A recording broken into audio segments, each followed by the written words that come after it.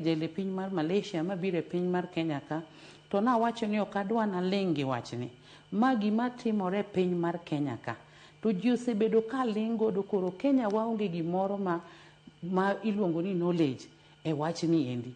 Dhano manyo tije pinje ma oko to king'eyo ni sami manyo tije piny ma oko lwedo midhi lware en lwedo machalo nade mana kaka Faith ne manyo tich moyudo tije piny ma oko to lwedo mana lware ne en lwedo marach manomiyo adonje chandruok maduong'.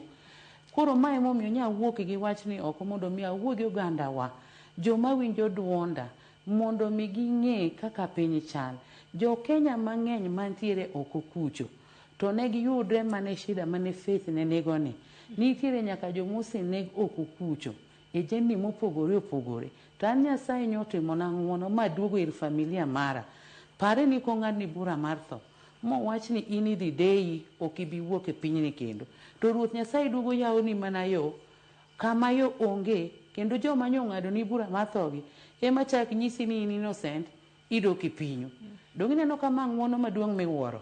Koro ana wacho mana ni weche to osebedo mang'eny kata mana kuom nyithinda kata mana kuom an awuon to mor gi ilo man godo maduong' nya weyo wach mar mako wach. Ok adwa mako wach ne ng'ata ng'ata to adwa mana ni mondo mi atieg ji gibed gi ng'eyo ni gima notimore ne Faith ni ok en mana Faith kende. Gini onyalo timore ne ng'ato ang'ata e piny mar Kenya kata e pinje ma oko en gik matimore. Koro nyithinda takwede ne gi kadhi to awuoyo ga mana kodgi kaka nyithindo kendo awuoyo mana kodgi mos giwinjo weche mawacho negi kata manya nyisi noringo mobedo street boy nyo duogo mane seche manya duogo mano ng'e ni mama koro duogo adier mo omiye simo mawuoyo kode manyise ni ana ni migration aduogo mae ka nyathina nyo duogo makata mana sani pod en nyathi mawuoyo go mana mos. Koro gik moko setimore mang'eny to an Nyasaye magone mana erokamano kuom mago te mosekadhe koda.